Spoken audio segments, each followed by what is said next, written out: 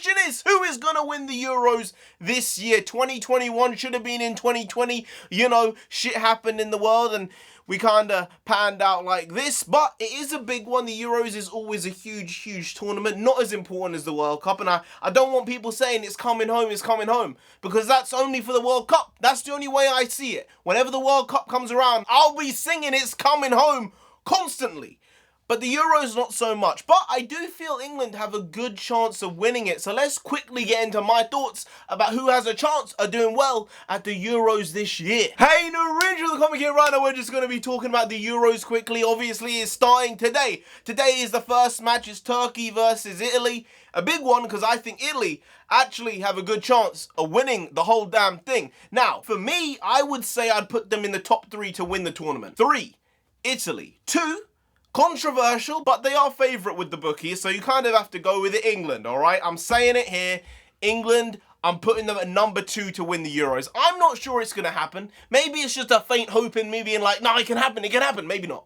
But you have to support, you have to believe, and I'm saying this is probably, maybe, no it's not. It's not the best squad England have ever had, but it is rife with attacking talent at least, and I think defensively is where our problems lie, but I do put them at 2nd to win the tournament, and number 1 inevitably being France. I think France are the best team in the world, have been for 5 years now essentially, but I feel like there might be internal problems at their camp. You know, too many big egos, too many cooks spoil the broth, too many footballers trying to be on the pitch at the same time, and it doesn't really work out that well. So I'm putting them at 1, but there is a chance they capitulate in the group stage. I don't think it's going to happen, but it is there.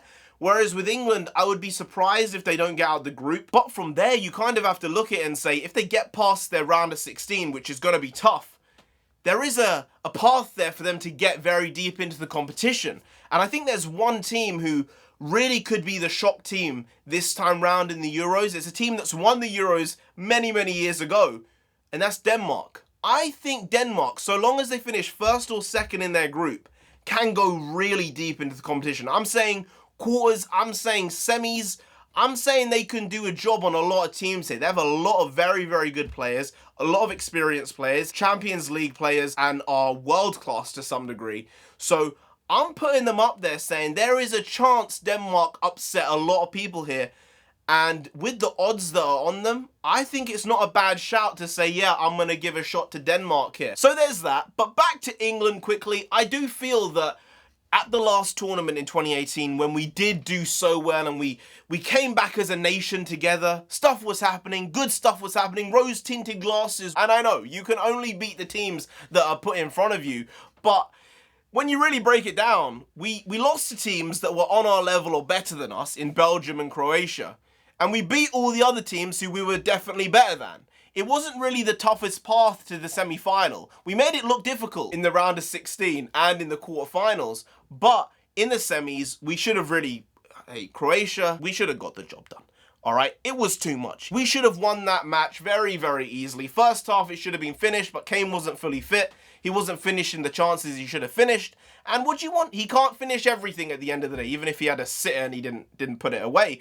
But in that tournament, I really do feel that if Rooney had come and been a attacking mid, central mid, which is where he was playing for Everton at that point, and he was playing really well in my opinion, I think we could have gone to the final. I think we would have got slaughtered by France. But I honestly do feel that if Rooney had been there, we would have had a better performance in that World Cup. And now he's past it, obviously, he doesn't play anymore, but I think that was his last opportunity, and he didn't want to take it. So it's his choice. I think it would have been great if he had come. I think it would have led to us going further in the competition. This time around, we have a great birth of attacking players. We have so many that I can't imagine how Southgate is going to have to structure the team, because we have half a dozen incredible attacking players. I think we have about 3 or 4 incredibly overrated attacking players, but Calvert-Lewin, Kane, Mount, Grealish, Foden, Sterling, they're all great players. And then you have some overrated players, in my opinion. Like Sancho, I don't rate him that highly. Prove me wrong, I don't rate him that highly. Rashford, I don't rate him that highly. Sterling is a very good player. He's just not a world-class player, in my opinion. But then there are very few in any team, so what do you want?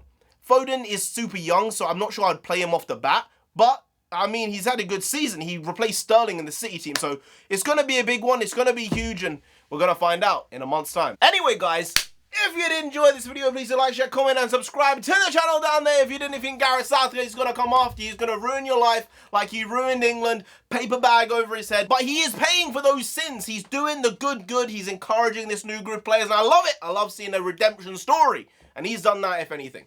He'll come after you. You don't want that. You really don't. So just subscribe anyway to avoid that. I've been NarendraTheComic. You've been Graham. We'll see you next time. That's tomorrow. If you don't know, make a video every single day. Been doing it every day for over 1,000 days now. We ain't stopping till we get to 10,000 subscribers. So do subscribe. Pop back again tomorrow for some more quality shitty content. So hashtag never not here. Just how it goes. Also bring the Pagwas. Pagwas means nonsense in Punjabi. And we also bring that. Bring a lot.